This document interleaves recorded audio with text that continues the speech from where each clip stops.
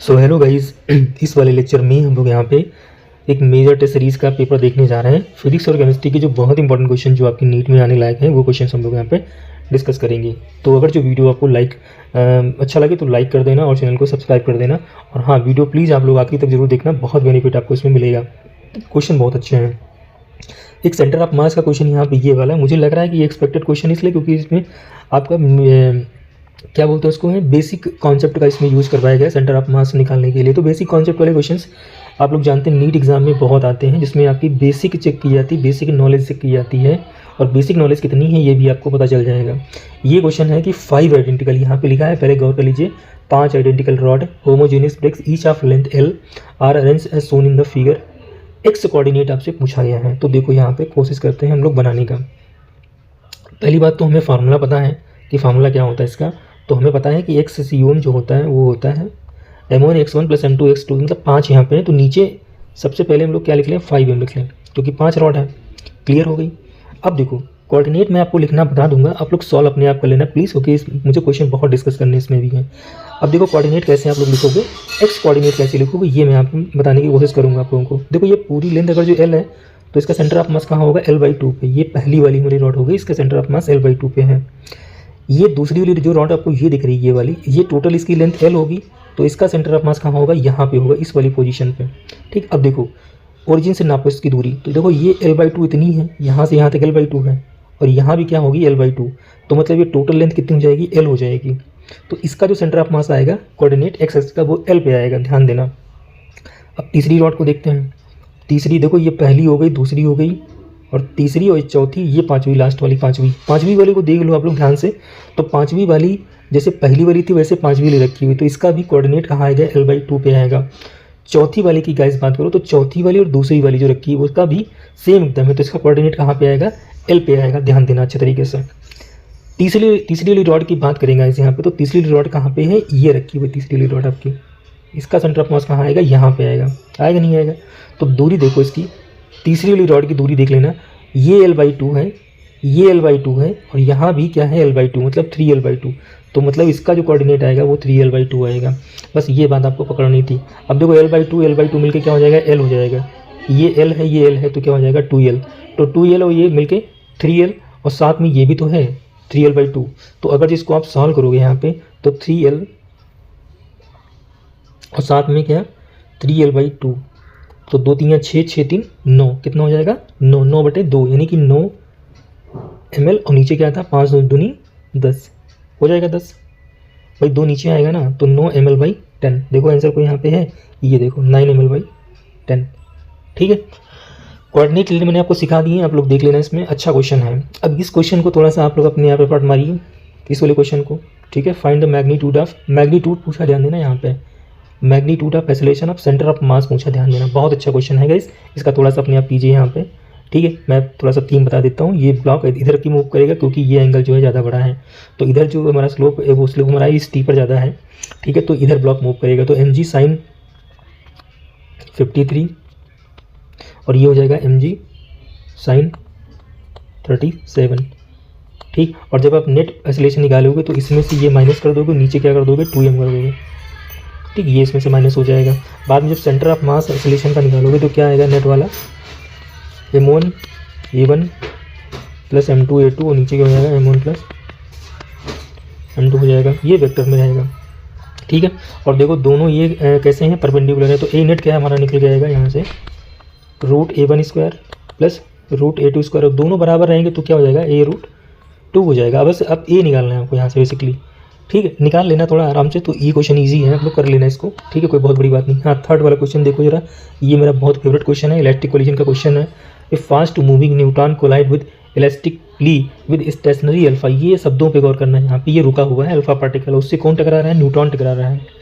Neutron का मास कितना होता है, न्यूट्रॉन का जो मास गाइस होता है वो 0n1 होता है, मतलब इसका मास 1 होता है। अल्फा पार्टिकल का जो मास होता है वो 4 होता है, 4m होता है। Then fractional retained kinetic energy of neutron, neutron का पूछा इन्होंने, तो फार्मूला इसका सिंपल है, इलास्टिक कोलिजन में m1 m2 अपान m1 प्लस m2 का होल स्क्वायर। इसको आप रख के सॉल्व कीजिए और आंसर ले आइए आप लोग। लेकिन हाँ, शब्दों पे गौर करना है यहाँ पे, fast moving neutron collide elastically with stationary alpha particle. बहुत ज़बरदस्त क्वेश्चन फ्रेम होगा, अगर जो ये पूछा जाए आपसे फ्रैक्शन कितनी एनर्जी रिटेन कर रहा है न्यूट्रॉन, तो ये वाला फॉर्मूला। अब इसका 1 रख दीजिए यहाँ पे, ये नीचे ये हो जाएगा 4m यानी 4, और ये हो जाएगा 1 + 4, और सबका होल स्क्वायर कर दोगे तो ये डिफरेंस यानी 3 और नीचे 5, 3 का होल स्क्वायर करोगे तो 9 और नीचे 25 हो जाएगी। तो 9/25 इसका आंसर, यहाँ से आपको दूसरा वाला आंसर इसका मिल जाएगा।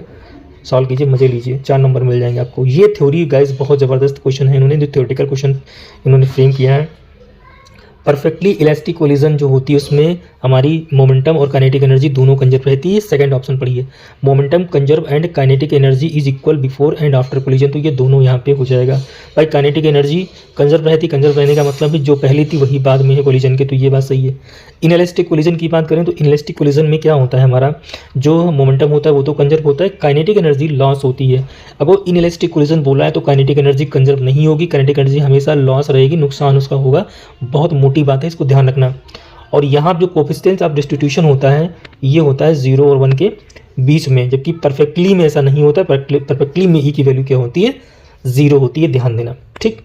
Explosion of bomb at rest, तो इसमें मोमेंटम कंजर्व होगा लेकिन काइनेटिक एनर्जी क्या हो जाएगी, बढ़ जाएगी, सिंपल सी बात। आप देखो अभी जो ईरान और इजराइल पे बार बार चल रहा है, तो वहाँ पे देखो एक बम को रिलीज़ किया जा रहा है, तो ऑब्वियस सी बात है काइनेटिक एनर्जी मतलब बहुत सारी वहाँ एनर्जी रिलीज़ हो रही है, तो काइनेटिक एनर्जी तो बढ़ी जाएगी उसकी, समझ रहे हो, ये चीज़ है। जो क्वेश्चन इसमें आने लायक वही मैं आपसे सिर्फ डिस्कस करूंगा, बाकी नहीं मुझे डिस्कस करना है क्वेश्चन इसमें। अब ये क्वेश्चन देखो, सेंटीपिटल फोर्स का है, the speed of particle moving in a circle slow down at the rate of 3 metre per second. अब सिंपल सा बात है भाई, अगर जो कोई मोशन को स्लो डाउन या फास्ट करवा रहा है तो इसका मतलब है कहीं ना कहीं वहाँ पे टेंजेंशियल एक्सीलरेशन लगा होगा, मतलब 3 मीटर पर सेकंड स्क्वायर यहाँ पे ये tangential.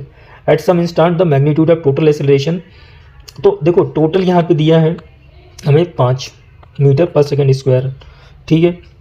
And the particle speed is 12 metre per second, तो पार्टिकल की स्पीड यहाँ पे दी है 12 मीटर पर सेकंड, तो रेडियस आपसे पूछी गई, तो टोटल जो होगा हमारा एक्सीलरेशन ये हो जाएगा हमारा रूट में AC² प्लस यहाँ पे 80²। अब टोटल दिया है, AC आप लोग निकाल लीजिए, AC का फॉर्मूला क्या होता है V²/R, V आपको दिया तो आराम से निकाल लोगे। तो इसको सॉल्यूशन में मैं सॉल्व नहीं करने जा रहा हूँ, आप लोग थोड़ा कर लेना। हाँ, ये क्वेश्चन भी गाइस बहुत बार पूछा गया है, नीट एग्जाम में कम से कम 3 बार क्वेश्चन पूछा गया है, और सिंपल है क्वेश्चन।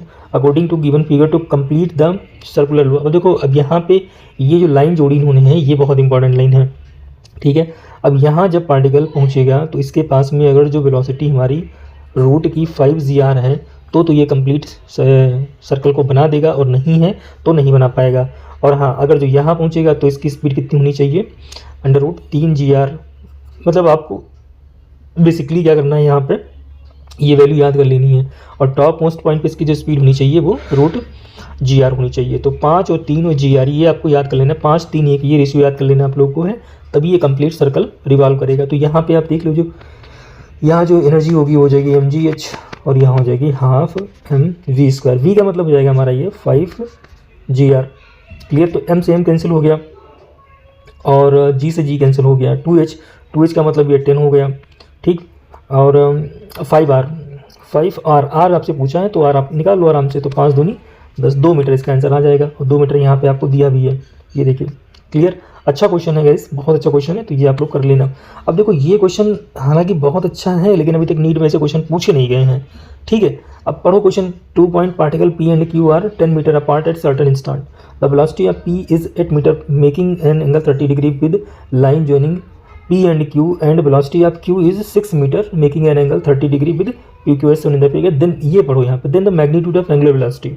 तो देखो मैग्नीट्यूड जो एंगुलर वेलोसिटी का होता है वो होता है ओमेगा V, और ये परपेंडिकुलर डिस्टेंस r। अब देखो परपेंडिकुलर डिस्टेंस आपको लेनी है, ध्यान देना।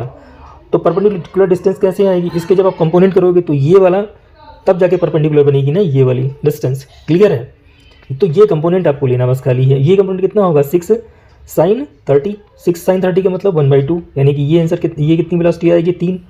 इसको करोगे तो ये कितनी आएगी, यहाँ पे 4 आएगी, है ना, sin 30 की वैल्यू, और 8 तो ये कितना हो जाएगा 1/2, और ये 8 तो 4 हो जाएगी। अब देखना यहाँ पे, तो ओमेगा कैसे निकालोगे, v रिलेटिव का मतलब हो गया, एक को आप निगेटिव मान लो, एक को पॉजिटिव। देखो वेलोसिटी तो वेक्टर क्वांटिटी, तो उसको आप वेक्टोरियली ऐड करोगे तो 4 और 3 ये दोनों जुड़ जाएंगे। वो देखो जब दो वेलोसिटी अपोजिट डायरेक्शन में होती हैं और रिलेटिव पूछा जाए किसी का तो आपस में जुड़ जाती हैं, तो 4 और 3 क्या हो जाएगा 7, और नीचे के बीच की डिस्टेंस कितनी दी है 10। तो ये आंसर कितना यहाँ से मिल रहा है 0.7। आसान क्वेश्चन है, हालांकि ठीक है, आप लोग लगा के जाइए, अच्छा क्वेश्चन है।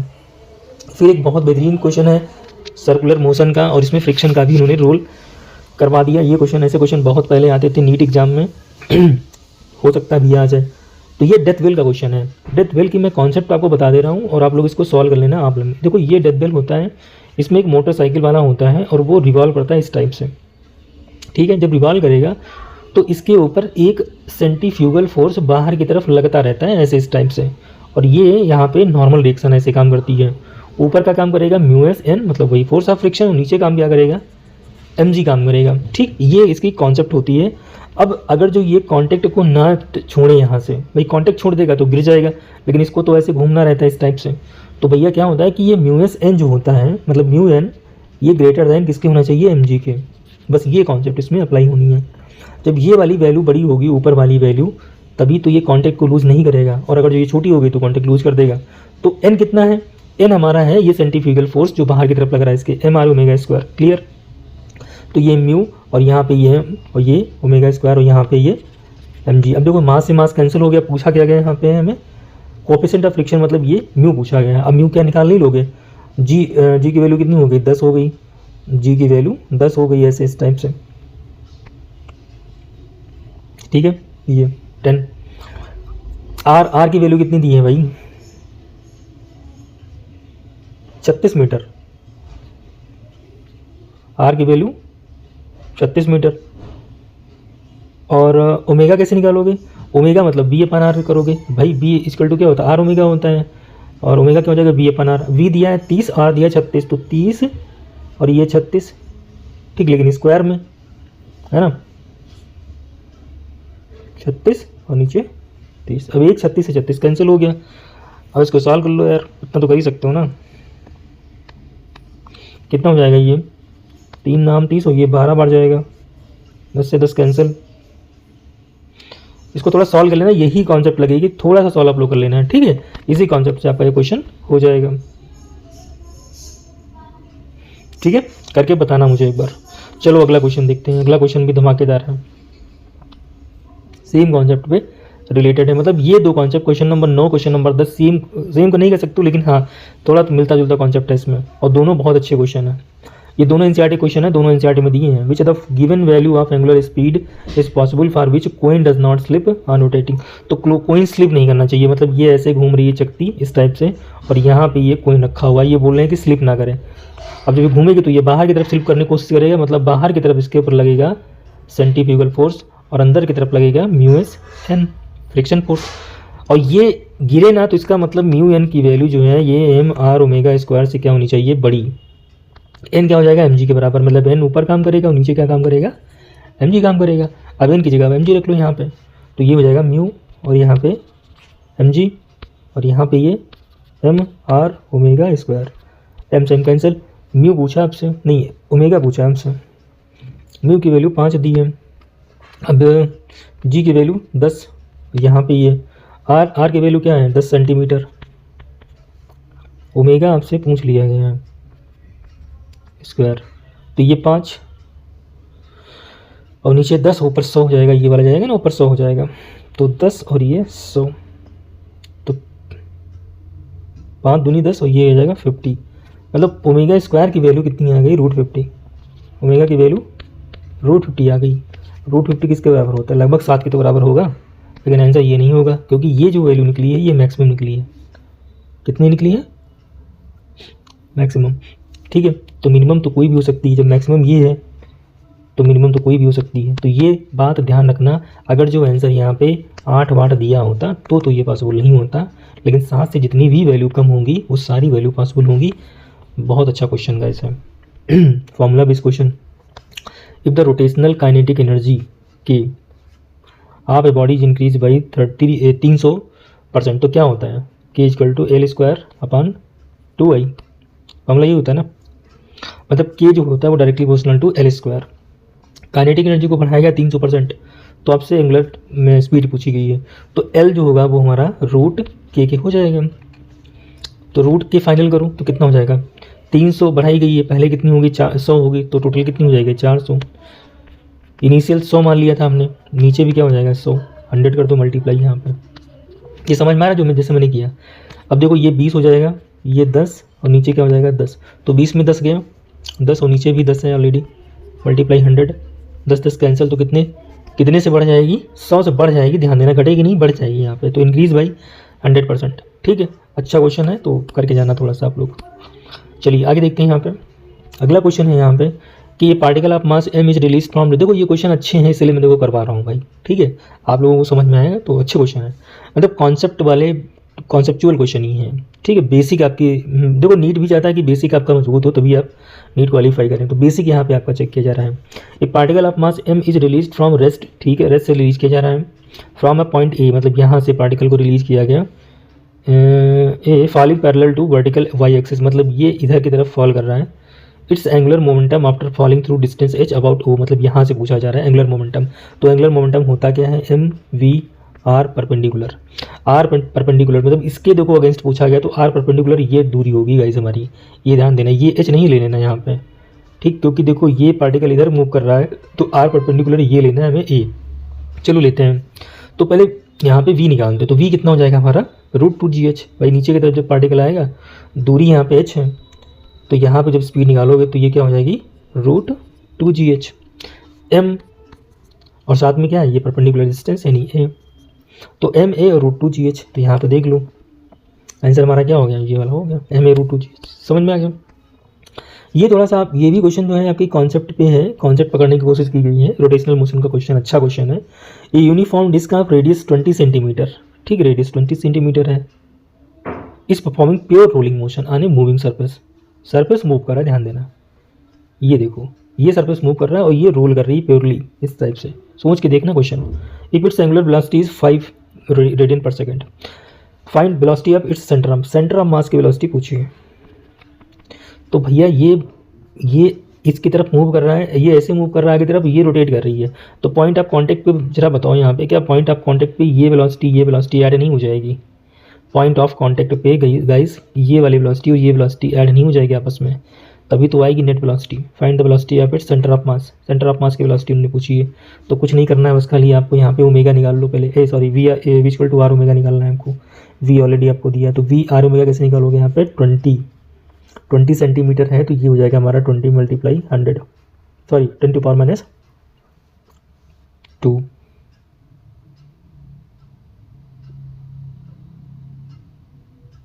अच्छा ये दिया है एंगुलर वेलोसिटी, तो यहाँ से v निकालो, तो ये कितना हो जाएगा 20 पंजे 100, 100 का मतलब 1 है ना, क्योंकि ये देखो ऑलरेडी सेंटीमीटर में दिया है तो ये 1 और साथ में ये भी तो वेलोसिटी है 2, तो कितना हो जाएगा 3 मीटर पर सेकंड। आसान क्वेश्चन है लेकिन क्या है थोड़ा सा कॉन्सेप्ट वाला क्वेश्चन है।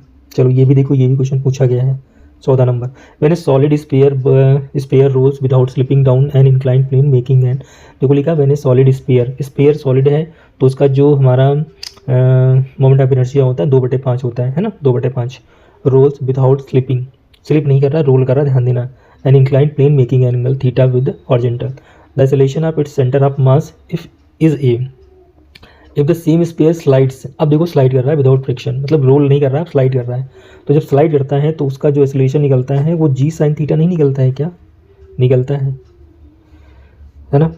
तो यहाँ पे ज़रा बताओ, यहाँ पे जो एक्सेलरेशन निकलेगा वो कितना निकलेगा, जी साइन थीटा और +1 और प्लस k स्क्वायर, तो 2/5, 5 करना 5 2 7, ये ऊपर चला जाएगा तो ये हो जाएगा 5 जी साइन थीटा अपन 7 हो जाएगा। ये वाला पूछा आपसे क्या है, अब वैल्यू आप लोग ऊपर नीचे रख के करोगे तो ये दो में से कोई आंसर आएगा आपका, है ना। एक बार आप लोग ए वाला कर लो जो आपको गिवन है क्वेश्चन में पहले, ठीक, और दूसरा ए डैश आपको बताना है, तो ये कितना हो जाएगा 5 जी साइन थीटा और नीचे क्या हो जाएगा 7, क्लियर, और नीचे क्या हो जाएगा ये जी साइन थीटा, ये कैंसिल, तो 7a equal to 5a dash, तो a डैश कितना आएगा 7a/5, ये वाला आंसर आ जाएगा। अब थोड़ा हम लोग आंसर भी थोड़ा मैच भी करते चलते हैं। मैं आंसर देखो 14 का आंसर, ये देखो, ये तो मैंने एक क्वेश्चन करवा दिया था आपको, 14 का थोड़ा देखते हैं। देखो ये भी मैंने कॉन्सेप्ट बताई थी आपको, ये देखो है ना, ये देखो, ठीक है, इसका भी आंसर 4 था, देखो यहाँ पे 10 का 4 था आंसर, मिला लेना आप लोग, उसमें सारी वेलोसिटी आ रही थी, ठीक। इसमें 14 का देखते थोड़ा, हाँ देखो जो मैंने बताया था वही कॉन्सेप्ट अप्लाई की है। क्लियर, तो ये आंसर भी मैं आपको दिखाता चल रहा हूँ ताकि आपको थोड़ा सा बिलीव रहे। ठीक है, अच्छा पेपर है गाइस। और चलो बहुत सारे इसमें क्वेश्चन है लेकिन बहुत सारे इंपॉर्टेंट नहीं है जो नीट में अभी तक आए हैं, क्वेश्चन डिस्कस करते हैं। ये क्वेश्चन नीट में आ चुका है एक बार। In an experiment with the beam balance in an unknown mass M, ये इम्बैलेंस तराजू वाला क्वेश्चन है।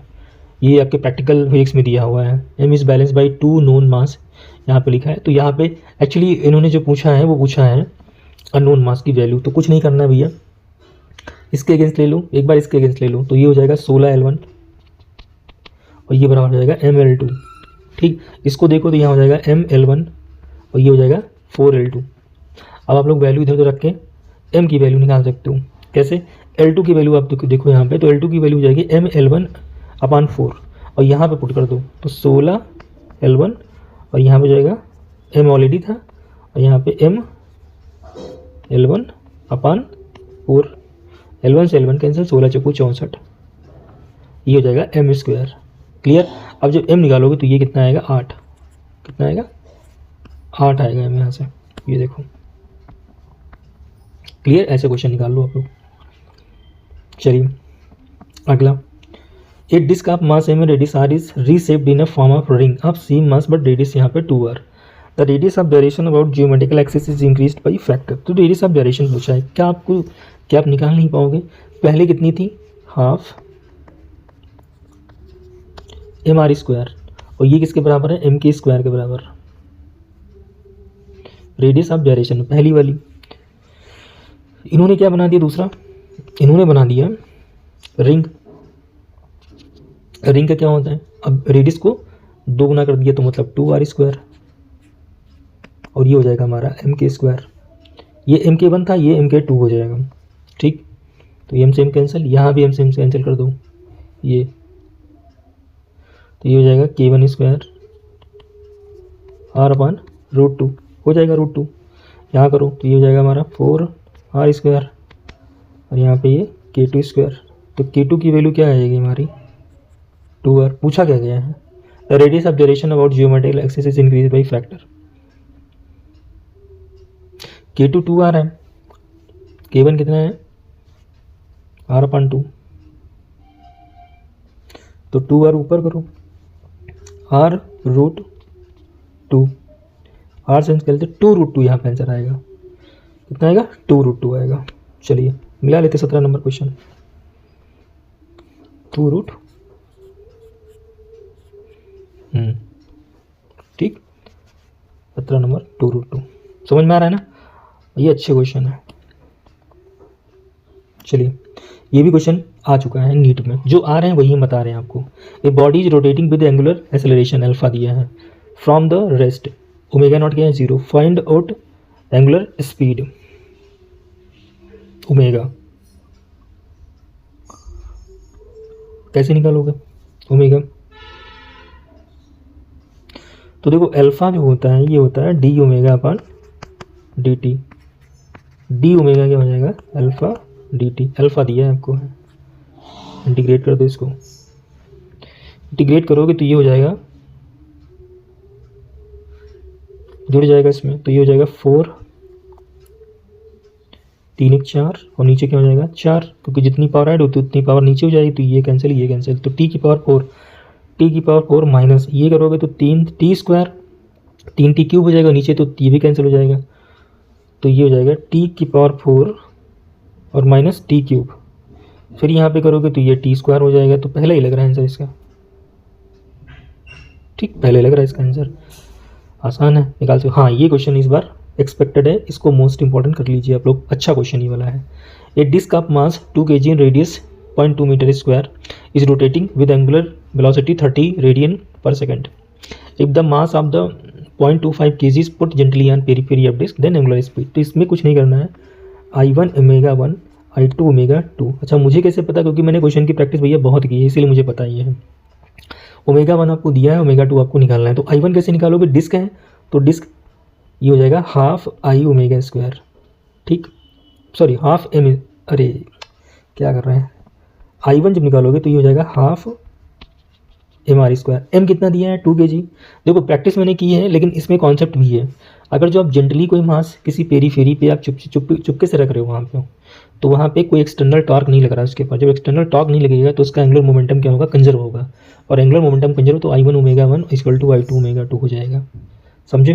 तो ये चीज़ I1 यहाँ से आप निकालो तो ये हो जाएगा हाफ mr²। और I2 जब निकालोगे तो क्या हो जाएगा हाफ m कितना था 2, साथ में कितना रखा गया 0.25, तो 2.25 और r² तो सेम ही है 0.25। ये I1 ये I2 और ये ओमेगा 1, तो फॉर्मूला आपको ये चलाना है I1 omega 1 equal to I2 omega 2। क्या हो नहीं जाएगा, हो जाएगा गाइस, आराम से कर लेना इसको, कोई बहुत बड़ी बात नहीं है। इस बार ये केपलर लॉ ये बहुत इंपॉर्टेंट है और मैंने अपने उसमें बताया भी था, मैंने इसका एनसीईआरटी का एक वीडियो भी अपलोड किया, तो ये अपलोड करके जाना। कह रहे हैं Kepler's law of area is equivalent to law of conservation of angular momentum. बिल्कुल बात है, जो एरियल वेलोसिटी होती है लॉ ऑफ इक्वल एरिया, वो जो होता है हमारा उसमें एंगुलर मोमेंटम कंजर्व होता है। ये फॉर्मूला वहाँ पे चलता है d/dt L/2m, या इसी को अगर जो और थोड़ा करें तो mvr और नीचे क्या हो जाएगा 2m, ये फार्मूला, या vr/2 हो जाएगा। ये फार्मूला खूब चलता है इसके अंदर, ठीक, ये फार्मूला। तो यहाँ पे लिखा है कि where dA/dt is areal speed, L is angular momentum.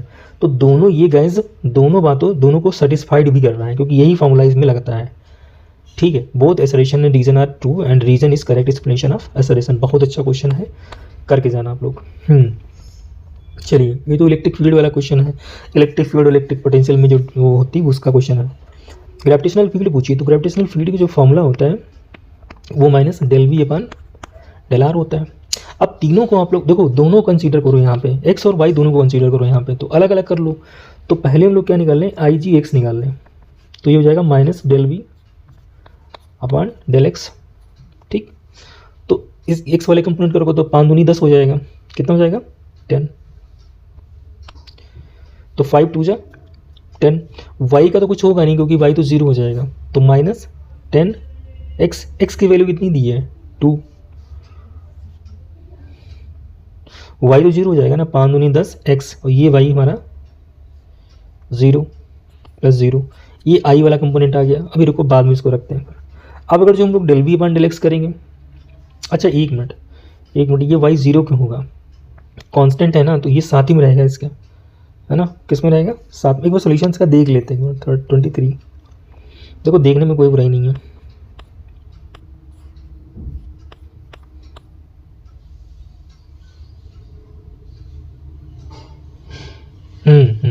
वही है, बिल्कुल सेम होने की है, ठीक है। तो साथ में है ना, अलग अलग नहीं, अलग अलग होता तो 0 हो जाता। तो IG अगर जो IX निकाले हम लोग यहाँ पे, तो ये हो जाएगा माइनस 10x वाई साथ ही में है ना, अलग अलग होता तो 0 होता, ध्यान देना, अलग नहीं है, साथ में है। अब IY निकालो इसका, तो माइनस क्या हो जाएगा dy/dx करोगे तो ये 5x², y का डिफ्रेंशिएशन करोगे तो कितना आएगा 1 - 1 0, और किसी की पावर 0 मतलब 1, तो मतलब ये हो जाएगा 5x²। ये वाला जो कंपोनेंट होगा गाइस, ये हमारा है j कंपोनेंट, और ये वाला कौन सा है i वाला। अब वैल्यू रख दो, तो यहाँ पे 2 और यहाँ पे 3, तो ये 6, यानी ये हो जाएगा -60। अच्छा क्वेश्चन है गाइस, करके जाना इसको। तो -60 i कैप, और साथ में क्या हो जाएगा ये 2 दूना 4, 4 पंचे 20, तो -20, ये ले लो थर्ड वाला, ठीक, बढ़िया क्वेश्चन है। चलिए अगला देखो, ये भी अच्छा क्वेश्चन है। Gravitational potential difference between centre and surface of uniform spherical shell of mass m and radius r। मतलब ये यहाँ पे कोई यूनिफॉर्म स्फेरिकल सेल है और यहाँ पे सेंटर और सरफेस के बीच में इन्होंने पूछा है ग्रेविटेशनल पोटेंशियल। तो देखो, अगर जो ग्रेविटेशनल पोटेंशियल पूछे तो जितना सरफेस पे होगा वही इसके सेंटर पे होगा, ठीक। तो डिफरेंस अगर पूछें तो यहाँ पे भी है, यहाँ पे भी है, तो डिफरेंस पूछेंगे तो भैया 0 हो जाएगा, क्योंकि दोनों माइनस हो जाएंगे। और अगर जो यहाँ पे ये ग्रेविटेशनल इंटेंसिटी पूछते यहाँ पे इस वाले पॉइंट पे अंदर इसके, तो वो 0 हो जाती। जैसे वहाँ पे इलेक्ट्रिक फील्ड 0 हो गई थी स्फेरिकल सेल के अंदर, यहाँ ये 0 हो जाती। ये समझ लेना, बहुत अच्छा क्वेश्चन है। इस बार ये वाला क्वेश्चन गाइस एक्सपेक्टेड है, तो इसको थोड़ा सा आप लोग ध्यान देके जरूर जाना। ये question, the height from earth surface is surface at which acceleration due to gravity is decrease by 19। देखो ये सब क्या लिखा है, इससे मतलब नहीं है। यहाँ पे आओ, एसलेशन ड्यू टू ग्रेविटी 19% घट रही है, आप it's value on the earth surface, तो बची कितनी होगी देखो बात यहाँ पे ये नहीं होती कितनी घट रही है, कितनी बची होगी इस वाले पॉइंट पे ये बात होती है। और फॉर्मूला इसमें कौन सा चलता है, ये वाला गाइस। कई बार मैंने पूछा है, कई बार नीट में पूछा भी गया इस वाले फॉर्मूले पे, ये वाला फॉर्मूला चलता है। अब ये वैल्यू जो होती है वो बची हुई वैल्यू होती है, जो वैल्यू बची है। अब 19% गई तो कितनी बची होगी, 81%। परसेंट का मतलब क्या हो गया, 81/100। और ये जी यहाँ पे हो जाएगा, ये जी, और यहाँ पे ये 1+h/r²। जी से जी कैंसिल कर दो। अब देखो जी से जी कैंसिल किया, स्क्वायर होगा तो यहाँ रूट ले जाएगा, रूट का मतलब ये हो जाएगा 9/10, 1/1+h। अब ये 10/9 करो तो 10/9 क्या हो जाएगा, 1+h/r। ये इधर लेके जाऊँ तो ये माइनस, तो 9 10 में 9 गया 1, और 1/9, 1/9, और ये तो ये 1/9, और ये h/r। तो h कितना आ जाएगा भाई, 9h = r। तो h कितना हो जाएगा, r/9, r/9। ये देखो समझ में क्वेश्चन आया ना। ये डिक्रीज बाई पूछा गया है, इतने से घट रही है, लेकिन बची कितनी होगी वो आपसे पूछा गया, उससे निकाल दे क्वेश्चन को। एक क्वेश्चन गाइस थोड़ा और देख लो, बाद में थोड़ा क्वेश्चन हम लोग बाद में डिस्कस कर लेंगे, और जिसका बचेगा हाँ इतना जरूर मैं कहूँगा कि मैं बता जरूर दूंगा क्वेश्चन ये वाले, ठीक करवा दूंगा क्वेश्चन ये वाले। ये क्वेश्चन देख लो, अच्छा मास m is divided into 2 part, am 1 - am for a given separation, the value of a or with the gravitational attraction into maximum पूछा है, ठीक। तो df/dm कर लो, इसको df/dm कर लो, क्योंकि यही वाले वेरिएबल मास है। जो चीज़ वेरिएबल होती है उसी का डिफरेंशिएशन होता है, और ये कब होगा, 0 मैक्सिमम के लिए, तो 0 हो जाता है। मतलब यही वैल्यू आपको 0 कर देनी, सिंपल सी बात है। हमारा कहने का मतलब यहाँ पे ये है, ठीक है। यही वाली वैल्यू आपको क्या कर देनी है, 0, क्योंकि हमको मैक्सिमम पूछना है, क्योंकि मैक्सिमम फोर्स ऑफ अट्रैक्शन दिया है। अब इसको आप वो कर लो आपस में, तो am, और ये हो जाएगा 1 - am। इसको आप वो करो, जोड़ो घटाओ तो क्या हो जाएगा, am a² m से मल्टीप्लाई करो और एक बार, तो ये am², यहाँ पे यही तो रहेगा। m की वैल्यू पूछी इन्होंने, तो डिफ्रेंशिएट करो तो ये कितना जाएगा, 2m है, और ये कितना जाएगा, -a², और ये 2m है, 2m। a पूछा आपसे, इसको 0 कर दो, तो 2ma = a² 2m। m से m कैंसिल, 2 से 2 कैंसिल, a से a कैंसिल, तो a की वैल्यू कितनी आ गई, 1। कितनी आ गई, 1। देखो क्वेश्चन नंबर 27। अभी हम लोग इसको क्रॉस चेक कर रहे हैं, एक मिनट। नहीं, df/da इन्होंने 0 किया है, क्यों, ऐसा क्यों, एक मिनट क्वेश्चन पढ़ते हैं, ऐसा क्यों किया।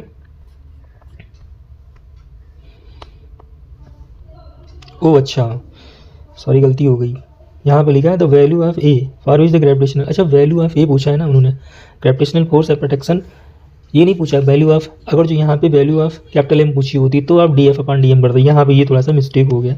आप लोग इसको थोड़ा दोबारा एक बार ट्राई कर लेना, ठीक है, या मैं ही ये दे रहा हूँ। यहाँ गाइस देखो df/da, ये तब हम कर रहे हैं जब यहाँ पे वैल्यू ऑफ ए पूछी गई है, ये मैक्सिमम, और मैक्सिमम का मतलब 0 कर देना इसका डिफ्रेंशिएशन, ठीक। जैसे कि आप लोग मोशन इन स्ट्रेट लाइन करते थे, वहाँ पे से डिस्प्लेसमेंट की इक्वेशन देके at² और +4t² पूछते थे कि बताइए मैक्सिमम वेलोसिटी कहाँ पे मिलेगी, तो वैसे करना है यहाँ पे। तो यहाँ पे ये am, तो ये a हम मैं डायरेक्ट लिख रहा हूँ am, इसको मल्टीप्लाई किया, इसको इसके अंदर am, या इसको साथ में कर लो am², ये भी साथ में मल्टीप्लाई हो जाएगा, ठीक। और यहाँ पे हो जाएगा a - a², ठीक है। और ये क्या हो जाएगा, m²। अब इसको आप कर लो तो ये हो जाएगा हमारा, ये हट जाएगा m², और यहाँ पे क्या हो जाएगा -2a, और यहाँ पे ये m²। इसको क्या कर देना है, 0 कर देना है।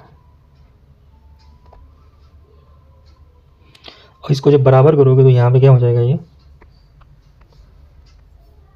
m², और यहाँ पे हो जाएगा 2am², यहाँ से ये कैंसिल, तो a की वैल्यू 1/2। जिसने पेशेंस रखा होगा तो उसका आंसर आखिरी तक आ ही जाएगा। अब देखो फिर से मैं बता रहा हूँ, यहाँ पे अगर जो आपसे ग्रेविटेशनल फोर्स मैक्सिमम पूछा जा रहा है, किस चीज़ के लिए पूछा जा रहा है उसको बस उस पर मेंशन करना है।